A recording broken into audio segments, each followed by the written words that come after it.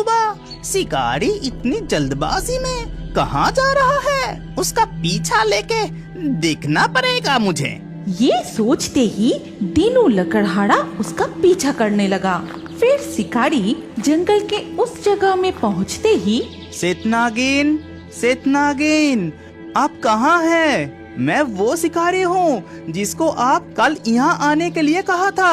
आओ, आओ, मैं तुम्हारा ही अपेक्षा कर रहा था। चलो मेरे साथ मेरी गुफा में, मैं तुम्हें सोने, हीरे, मोती बहुत कुछ दूंगा और गरीबी चुटकियों में दूर हो जाएगा। आओ। तुम कौन हो और सेतनागिन कहाँ गई? कल मैं सेतनागिन की जान बचाए थे और वो मुझे कुछ देने वाला था, इसीलिए मैं आया हूँ। हाँ, इसीलिए ही तो कह रहा हूँ, तुम मेरे साथ मेरे गुफा में आओ। नहीं नहीं, मैं तुम्हारी गुफा में नहीं जा सकता। मैं एक गरीब शिकारी हूँ, मुझे सोने हीरे का कोई जरूरत नहीं। मुझे 2 वक्त खाना मिल जाए तो वही अच्छा। अगर सेतनागिन यहाँ पर नहीं है तो मैं चला शिकार करने। इतना कहकर शिकारी और ज्यादा देर ना रुक के वहाँ से चला गया। अरे अरे, चले क्यों जा रहे हो? मैं इतने सारे संपद लेके क्या ही करूँगा? तुम्हारे जैसे कोई गरीब की मदद होगा, इस आशा में ही तो मैं इतने साल इस गुफा में धन संपद का पहरा दे रहा हूँ और तुम चले जा रहे हो। लेकिन शिकारी नहीं लौटा, बल्कि कालनाग की ये सारी बातें छुपके से सुन रहा था दीनू लकड़हारा। तभी वो नाग के सामने आया। प्रणाम कालनाग, मैं हूँ दीनू लकड़हारा। आप कुछ कह रहे थे, कोई गरीब को सोने, हीरे ये सब देने के लिए आप पहरा दे रहे हो? हाँ, तुमने ठीक ही सुना। वो शिकारी बहुत बुद्धू है। ये सारे खजाना छोड़ के वो चला गया।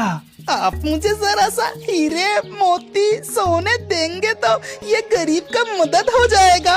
जरूर जरूर, आओ मेरे साथ, मेरे गुफा में आओ।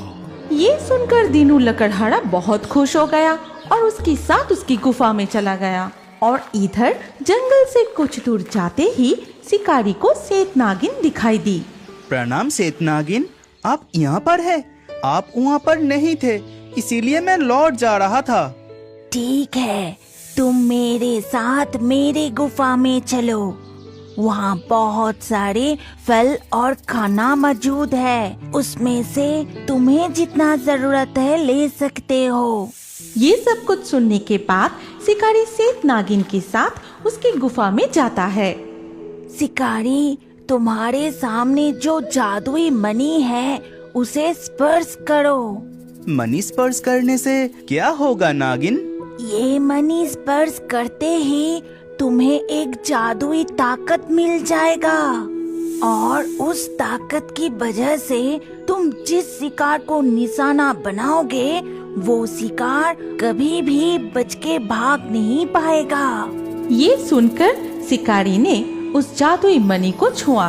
फिर शिकारी जरूरत का भोजन और फल लेकर नागिन की गुफा से निकल के अपने घर चला गया। और इधर तब कालनाग की गुफा में दिखा जाता है। कालनाग की बातों में आके ये मेरा क्या हालत हो गया? कालनाग की खजाना छूते ही मैं ही सांप बन गया।